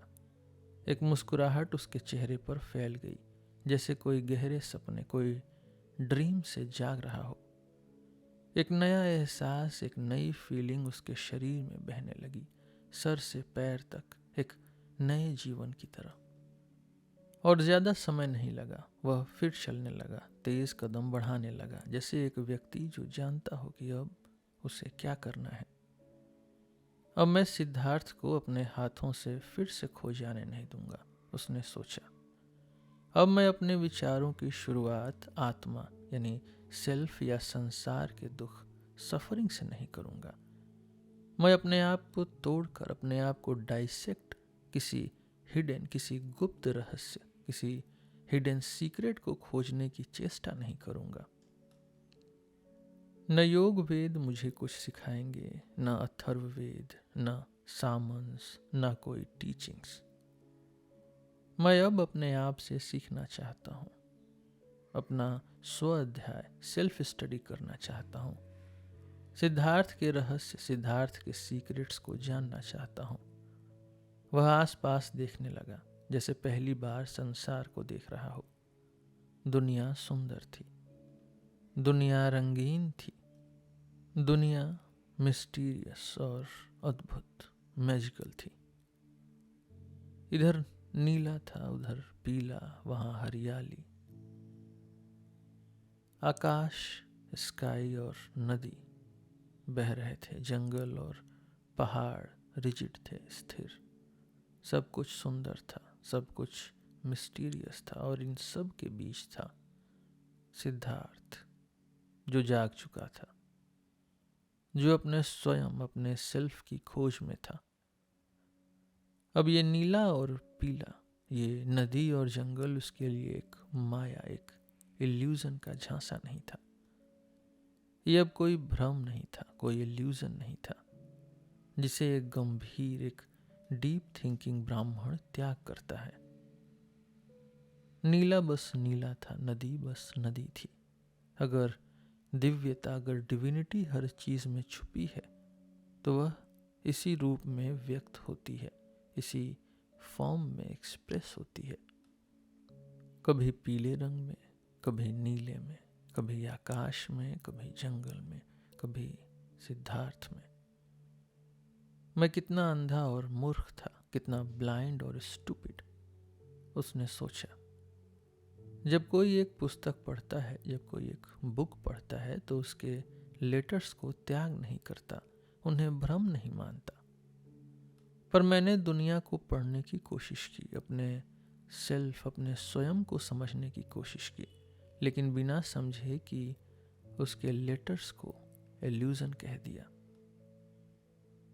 मैंने अपनी आंखों, अपनी जुबान, अपनी इंद्रियों, अपनी सेंसेस को एक माया समझा, एक वर्थलेस भ्रम समझा। नहीं, अब ये सब खत्म हो गया है। अब मैं जाग चुका हूं। मैं वास्तव में अभी तक जन्मा ही नहीं था, बॉर्न नहीं हुआ था, मैं आज जन्मा हूं। ये सोचने के बाद सिद्धार्थ अचानक रुक गया, जैसे रास्ते में एक सांप पड़ा हो। उसने एक और बात महसूस की। वो एक नए जन्म, न्यू बर्थ का पर्सन है, एक जागा हुआ व्यक्ति, एक नया बच्चा, न्यू बॉर्न बेबी। और अगर ऐसा है तो उसे अपनी जिंदगी नए सिरे से शुरू करनी होगी, उसने सोचा।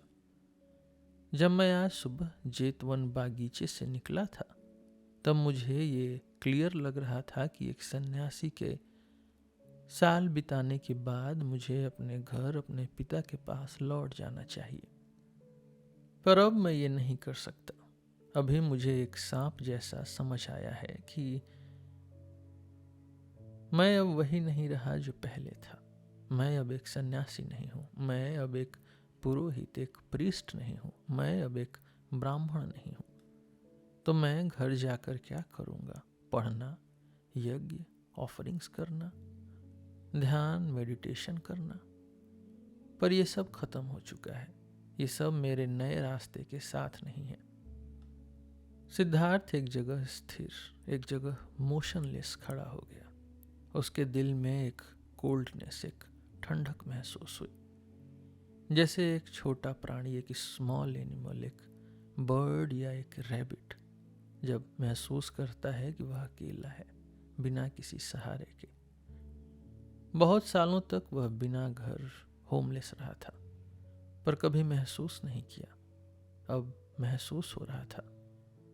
पहले जब वह गहरे ध्यान, डीप मेडिटेशन में होता था, तब भी वह अपने पिता का बेटा था, एक ब्राह्मण था, एक हाई कास्ट का था। अब वह सिर्फ सिद्धार्थ था, एक जाग चुका व्यक्ति, अवोकन वन, और कुछ भी नहीं बचा था।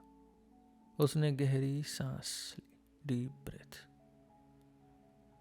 एक पल के लिए ठंडक महसूस की, एक पल के लिए कंपन महसूस की, शिवरिंग।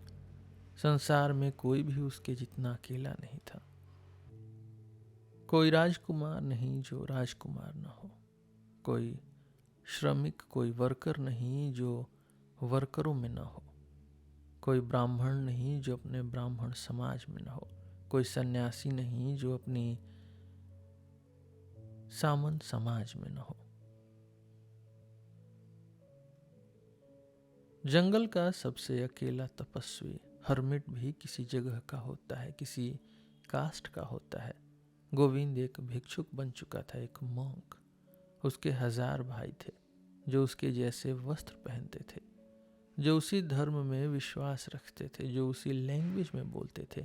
पर सिद्धार्थ, वो कहाँ था? किसके साथ रहेगा? किसकी लैंग्वेज बोलेगा? उस पल में जब पूरी दुनिया उसके आसपास पिघलने लगी, जब वह एक अकेले तारे, अकेले स्टार की तरह अकेला खड़ा था, उस पल में जब एक ठंडी हवा, एक कोल्ड डिस्पेयर ने उसे घेर लिया, उस पल में सिद्धार्थ और भी मजबूत बना, और भी फर्म। उसने महसूस किया, यह मेरा अंतिम कंपन था, लास्ट ट्रेमर, मेरे जागने की अंतिम कसक, लास्ट स्ट्रगल। और ज्यादा देर नहीं लगी कि वह फिर चलने लगा, लंबे कदम भरता हुआ, तेज, बेचैन, बिना किसी विलंब के, बिना किसी हेजिटेशन के। अब न वह घर जा रहा था, न अपने पिता के पास, न पीछे मुड़कर। अब सिद्धार्थ अपने नए रास्ते पर निकल चुका था। सिद्धार्थ हर कदम पर कुछ नया सीख रहा था, क्योंकि अब दुनिया बदल चुकी थी और उसका मन एक जादू, एक इंचेंटेड में डूब गया था। उसने देखा सूरज पहाड़ों के ऊपर उगता, जिसमें घने जंगल थे, और फिर दूर समुद्र के पास नारियल के पेड़ों के बीच डूबता। रात को उसने तारे देखे जो एकदम स्थिर, एकदम फिक्स्ड थे, और चांद एक बोट की तरह नीले आकाश में तैर रहा था। उसने देखा पेड़ और तारे, जानवर और बादल, इंद्रधनुष, रेनबो और पत्थर, जड़ी बूटी और फूल, छोटी धाराएं, स्ट्रीम्स और बहती नदियां। सुबह झाड़ियों में चमकता ड्यू, दूर तक फैले नीले और पीले पहाड़, चिड़ियों का मधुर गीत, मधुमक्खियों का गुंजन, और धानों के खेत से निकलती चांदी जैसी हवा। ये सब हमेशा यहीं था। सूरज और चांद हमेशा चमकते थे, नदियां हमेशा बहती थी, मधुमक्खियां हमेशा गुंजन करती थी। पर पहले ये सब सिद्धार्थ के लिए बस एक भ्रम था, बस इल्यूजन, एक धोखा, डिसेप्टिव था, जो उसकी आंखों के सामने था। उसे हमेशा लगता था कि इसके पार एक असली सत्य छुपा है, एक ट्रू एसेंस, जो सोच, जो थॉट के माध्यम से समझा जा सकता है।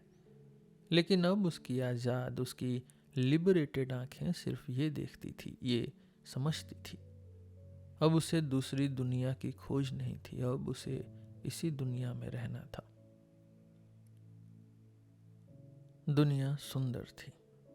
अब जब सिद्धार्थ बिना किसी इच्छा, बिना किसी डिजायर, बिना किसी खोज, बिना किसी सर्च के देखता था, चाइल्ड लाइक, बच्चे की तरह, तब सब कुछ सुंदर लगता था। चांद और तारे सुंदर थे, नदी और उसके तट, उसके बैंक्स सुंदर थे, जंगल और पत्थर सुंदर थे, बकरी और सुनहरा भंवरा, फूल और तितली, सब सुंदर थे। अब दुनिया में चलना प्योर लगता था, पवित्र, जैसे एक जग चुका व्यक्ति हो, एक अवेकेंड वन, एक बच्चे की तरह, बिना किसी डिस्ट्रस्ट के, बिना किसी संदेह के। सूरज की गर्मी अब अलग महसूस होती थी, जंगल की छाया अब अलग तरह ठंडक देती थी, नदी का पानी अलग था, पंपकिंस और केले का स्वाद अलग था। दिन छोटे लगने लगे, रात भी छोटी लगने लगी, हर पल एक कश्ती की तरह तेज गुजर रहा था, और उस कश्ती में अनेक अनमोल ट्रेजर्स और आनंद, जॉय छुपा था। सिद्धार्थ देखता रहा। जंगल में एक ग्रुप बंदर उछल रहे थे, उनका गीत जंगली और लालची था। उसने देखा एक मेल शीप अपनी फीमेल का पीछा कर रहा था, उसके साथ मेटिंग कर रहा था। एक झील में एक बड़ी मछली भूख से बेचैन होकर शिकार कर रही थी। यंग फिश डरी हुई, चमकती हुई पानी से उछल रही थी। पानी की लहरों में एक शक्ति थी, एक फोर्स, एक मोह, एक पैशन था जो हर जीवन का एसेंस था। यह सब पहले भी था, पर सिद्धार्थ ने कभी देखा नहीं था, कभी महसूस नहीं किया था। वह इस सब का हिस्सा था। रोशनी और अंधेरा उसकी आंखों में गुजर रहे थे, तारे और चांद उसके दिल में दौड़ रहे थे। रास्ते में सिद्धार्थ को फिर से जेतवन बागीचे की याद आई, जो उसने वहां अनुभव किया था। उसने याद किया बुद्ध की टीचिंग्स, गोविंद का फेयरवेल और गौतम बुद्ध से की गई बातें। अब उसने महसूस किया कि उसने बुद्ध से जो कहा था वो तो उसे खुद भी पूरी तरह नहीं समझ में आया था। उसने कहा था बुद्ध का असली खजाना और सीक्रेट उनकी टीचिंग्स में नहीं है, बल्कि उस अनुभव, उस एक्सपीरियंस में है जो उन्होंने एनलाइटमेंट के समय किया, उन्होंने बोधि के समय किया। और अब सिद्धार्थ भी वही अनुभव कर रहा था। अब उसे स्वयं का अनुभव करना था, स्वयं का एक्सपीरियंस करना था। उसने हमेशा जाना था कि उसका स्वयं, उसका सेल्फ ही आत्मा है, जो ब्राह्मण, जो ब्रह्म, जो यूनिवर्सल सेल्फ का एक अंश है, एक पार्ट है। लेकिन उसने कभी भी इस स्वयं को ढूंढ नहीं पाया, क्योंकि उसने हमेशा इसे सोच, इसे थॉट की जाल में पकड़ने की कोशिश की। जब शरीर स्वयं नहीं था, जब इंद्रियां स्वयं नहीं थी, जब सेंसेस स्वयं नहीं थी, तो सोच भी स्वयं नहीं थी, इंटेलेक्ट भी स्वयं नहीं थी, सीखी गई विद्या, लर्नेड विजडम भी नहीं थी। अगर इंद्रियों, अगर सेंसेस का स्वयं एक भ्रम था, तो सोच का स्वयं भी एक भ्रम था। दोनों चीजों में, इंद्रियां और सोच, एक सुंदरता थी, पर उसके अंदर एक और गहरी रहस्य, एक और मिस्ट्री छुपा था। दोनों को सुना जाना था, दोनों के साथ खेला जाना था, दोनों को न त्याग करना था, न उनका अधिक मान करना था। Over estimate. दोनों में एक अंतर आवाज, एक सीक्रेट वॉइस छुपी थी, जो सच्चाई, जो ट्रुथ बोल रही थी। सिद्धार्थ अब सिर्फ उसी चीज के अनुसार करेगा जो उसके अंदर की आवाज कहेगी। बुद्ध ने भी वही किया था। जब वो बोधि वृक्ष, बोट्री के नीचे बैठ गए थे, उन्होंने न तपस्या की, न सेल्फ कैस्टिगेशन की, न यज्ञ किया, न ऑफरिंग्स दी, न पूजा की, न प्रेयर किया, न भिक्षा, न फूड, न नींद, न सपने। सिर्फ अपने मन की आवाज सुनी थी। सिद्धार्थ भी वही करेगा।